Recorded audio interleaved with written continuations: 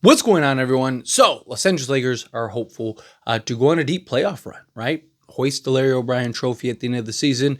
I think that they have a very real chance of doing so. Got a tough road ahead, but one of the big things that I talked about going into this season that I really thought was a X factor for the Lakers, as well as kind of a real advantage overall for the Lakers, and that was the coaching staff. Yes, going into the season, there was some question marks about JJ Redick and stuff, but if you were around during that time, I was a huge JJ Redick supporter. I was somebody that wanted JJ Redick badly. Like, as soon as he became available on the market, I was like, I think he's the guy. Luckily, that aged well, right? It was a good kind of outlook on him. And my thought process was just, he's a guy that, yes, he doesn't have experience, but I don't think that's necessarily a bad thing, right? And then you add in the the coaching staff as a whole, right? From Scott Brooks to Nate McMillan to Lindsey Harding to say Gene, right? Like you just go down the list of this coaching staff, and it's the Avengers of coaching. Right, you have so many different perspectives, so many different outlooks. You got the defensive side of things, you got the offensive side of things. You just got so much of a great hive from a coaching standpoint. It's something that JJ even said he wanted to embrace. It was something that JJ even talked about. Like, that was one of the big things for him to kind of help guide him. And we've seen how good this coaching staff can be, how well prepared they are, right? And that is something that is huge when you're playing a team 4 to 7 times each round, right? It's harder to game plan game to game throughout a course of an 82 season, right? Because like you game plan for a team and then usually you have like a day off to game plan for the next team, where Lakers have a week to game plan and scheme. And then even when they advance into the next round, or even in this round coming up and having, the games in between and stuff, right? Like you get that opportunity to really kind of flush out, prepare to the level in which you need to prepare, and then all you're kind of doing is just making adjustments along the way. But you already have the game plan, you already have the structure. And something that we saw with Darvin Ham in particular, right?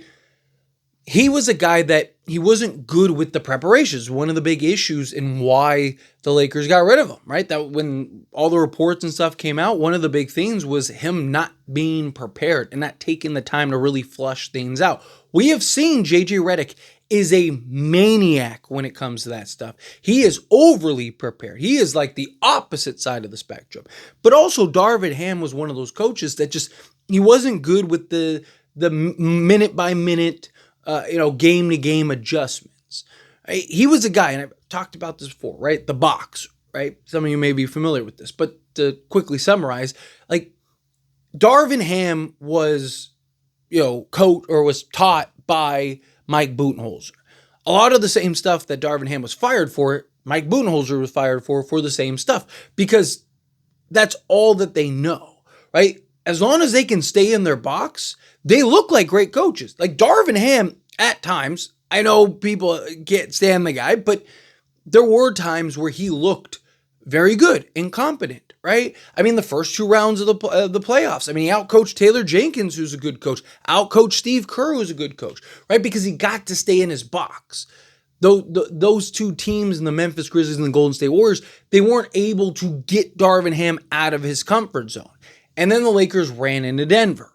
And Mike Malone in Denver were able to get Darvin Ham out of his comfort zone, out of that box. And you saw Darvin Ham he didn't know what to do. He didn't know how to react. Where you kind of look at the previous rounds and it's like, you had that game against the Grizzlies where D'Angelo Russell kind of came in and saved the day. And then you had in that Warriors series where Lonnie Walker kind of came in and saved the day. So things just kind of worked itself out, where we got to Denver and it was like, that miracle game just didn't come around, right? But it also didn't help that he wasn't able to adjust. He didn't take the time to properly kind of vet the team he was headed against. And that's what I think a big advantage for the Lakers will be, is this coaching staff's ability to really kind of create the blueprint and foundation for each round and how they want to approach this, right? And how they want to attack it and then adjust on the fly. I mean, we've seen it all season. I mean, we've seen game plans. We've seen the Lakers go into a game with a game plan, and like within like 5 minutes, they're throwing it out the window and going, all right, switch this up. We're going this route, right? You see JJ call a timeout, and then they just come out and they're running all kinds of different actions and defense schemes and everything. You're just like, wow, like it's like a completely different team, right? But that's the beauty. JJ's going to have this team have 5, 6, 7, 8 different, iterations of like, hey, like how do we go about this? How do we go about that? How do we do this? How do we do that? And that is something I think is very valuable, right? Like, because again, at the end of the day, the players are the ones that have to play the game. They're the ones that have to execute. They're the ones that have to rebound and defend and hit shots and do all those other things. Coach can only manage and micromanage so much, right? A coach can only, do so much out there on the basketball court. The players at the end of the day, they have to show up. I don't care how good of a coach you have. The players aren't executing and doing their end, then the coaching's irrelevant, right? But to trust this Lakers team and to have JJ and this coaching staff get these guys bought in, get these guys believing, getting these guys kind of focused, I trust the coaching staff to do so. And one of the big things you saw in 2020, for example, don't get me wrong, that team was unbelievable. But that team, the coaching staff was probably just as good, if not better than that team, right? You had Frank Vogel, you had, Jason Kidd, right? You had, Lionel Hollins and, Phil Handy, and you just kind of go down the list of that coaching staff. I mean, again, the Avengers of coaching, and you saw it round to round, game to game. I mean, Lakers lost the first game in like every round, but it was just kind of that figuring it out game. Right? Coaching staff just kind of wanted to see how are they approaching. Okay, let's correct it. Let's adjust it. Let's finish it. And you had the things, right? You had Vogel, who, he was good with some of the defensive side of things. He was good with, kind of the bigs and the big rotation coming from Indiana, right? Jason Kidd kind of worked the offense.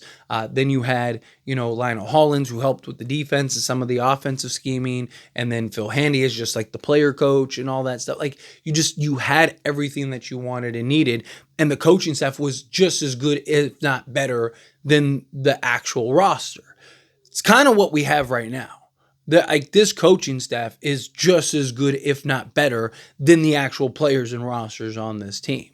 And so that, combined is what I believe will lead the Lakers to an NBA championship. But anyway, as always, this is a discussion. Pass question you. Let me know your thoughts and opinions down in the comments below. What do you think? What are your thoughts? Do you agree with me? Disagree with me? Kind of mixed in the middle? However you feel, whatever your thoughts are. I'd love to hear it either way, so let me know down in the comments below. That being said, if you haven't liked this video, hit that like button. Helps me a lot. So we enjoy these types of videos. Truly appreciate it. Not subscribe channel, hit that subscribe button. Turn on the bell notifications. Appreciate y'all. See you in the next one. Thank you.